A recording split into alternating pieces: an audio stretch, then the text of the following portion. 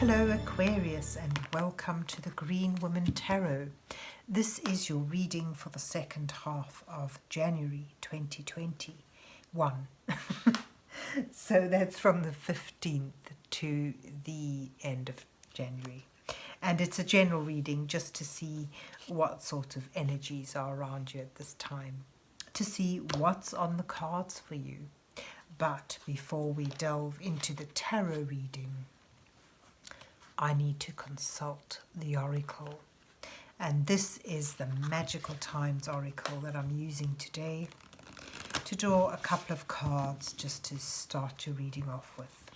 So let's see what words of wisdom the mysterious oracle has for Aquarius for the second half of January 2021. What messages are here for Aquarius for the second half of January 2021? Oh, okay, one's fallen open. What does Aquarius need to know?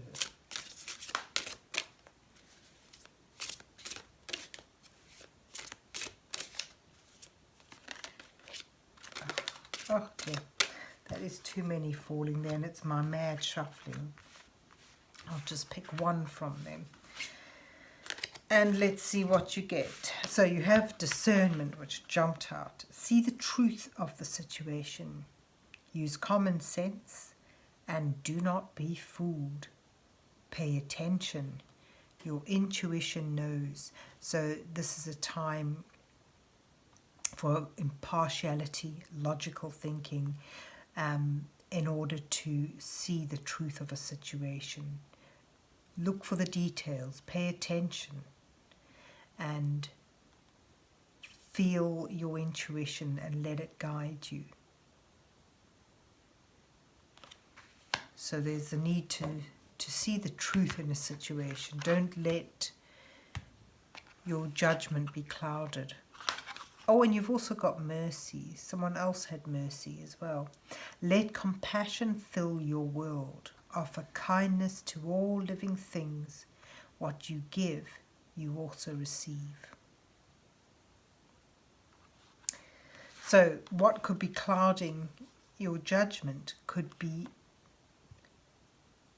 sort of emotion or sense of injustice, perhaps, at something. But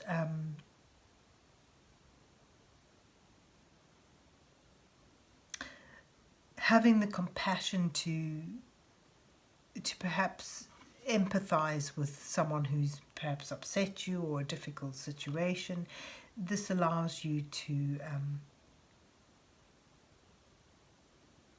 forgive, to have that mercy. And obviously, you know, this may need you to just simply be kind and remember that what you give out you also receive. So if you're giving compassion, mercy, kindness out, that's what comes back to you in the end. So that's quite interesting. Let's see where the rest of the reading takes us though. Let's see what's on the cards for Aquarius for the second half of January 2021. What messages are here for Aquarius for the second half of January this year?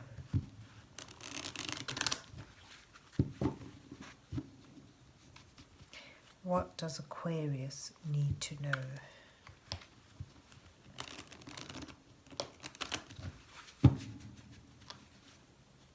So this is the Robin Woods Tarot.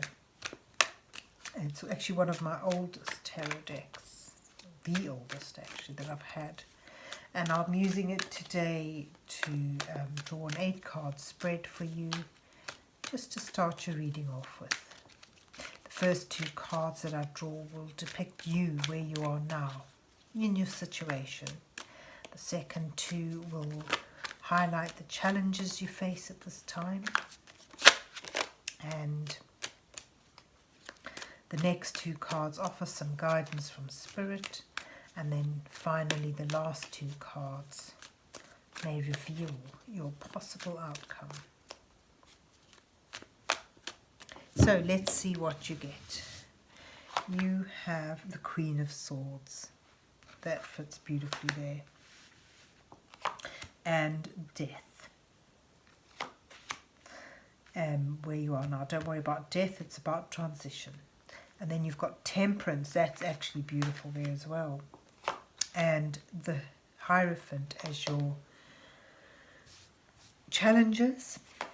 And then you've got, oh gosh, you've got a load of major arcanas in a row here. You've got the Magician and the Eight of Pentacles in your guidance row. And then you've got the Hermit and the Knight of Cups where you're going in your final outcome. And then you've got the Nine of Pentacles at the bottom of the deck. And the Nine of Pentacles is about building up something of value through your own efforts, through your hard work, your dedication, your self-discipline, having attained something that brings you comfort and stability, and being able to enjoy that. Actually, discernment also fits nicely with your Queen of Swords. This is also a card that denotes independence. You've got two cards here in the beginning and at the bottom of the deck. Independence, building something up on your own. The Queen of Swords and the Death card makes me think of an ending that's perhaps been very cutting, very difficult. You've had to end, or you've been, something has ended with a decision, with a sense of clarity and judgment, but it doesn't feel that it was easy. The Queen of Swords often depicts, she's known as you know, the queen who has suffered loss, pain. She often depicts a divorced woman, but I generally read the cards more about their energies rather than the court cards depicting a certain person. But the energy that I get from this, the idea I get from here now, is that, you know, something has ended and it's been hard. It's needed a clear, concise decision, a judgment, and that's been painful, but it's something that you learn from, something that brings you wisdom. And that decision was made with logic, with integrity, with seeing the truth in a situation. And although the ending that it's linked to may be painful, may be unwelcome, it's something that opens up new doors. From that ending, new beginnings can arise. The Death card is about transition, moving from one phase to another. So perhaps that ending has pushed you onto a new path. That ending has brought you a new beginning. And, you know, there's a message here to forgive whatever hurts you've suffered. Show compassion and mercy. And that's in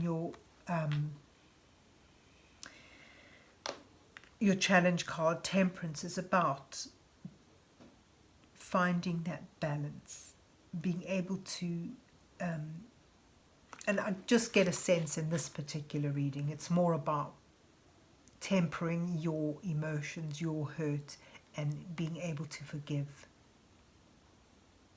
Because without that forgiveness, you'll struggle to move on. That forgiveness is more about, it's more for you than for who you're forgiving. So with some tenderness, gentleness, compassion, you're able to let go and move on in a more positive way.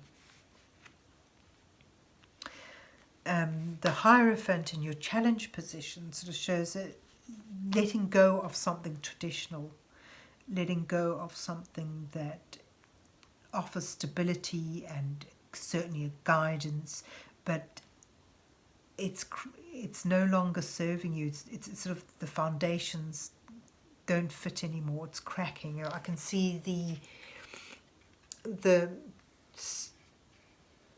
foundations, the wall behind the Hierophant, that cracking is sort of just jumping out to me today, and it makes me think of that whatever was a stable and almost traditional guidance for you is crumbling, and you're seeing things in a new light, and this is the ending, the difficulty. And it links in here with the Magician, that finding something within yourself that enables you to manifest something totally different. And I get a sense that that manifestation is something internal, something new, something within you, so that you're manifesting a new way of living, a new way of seeing things, a new you. So it's not a material, physical manifestation, it's something more spiritual, something deeper. And that change comes from within. It also throws you or enables you to focus your energies on a new thing, a new project, developing a new skill, perfecting something. And the other level with the Magician is that you can create something new.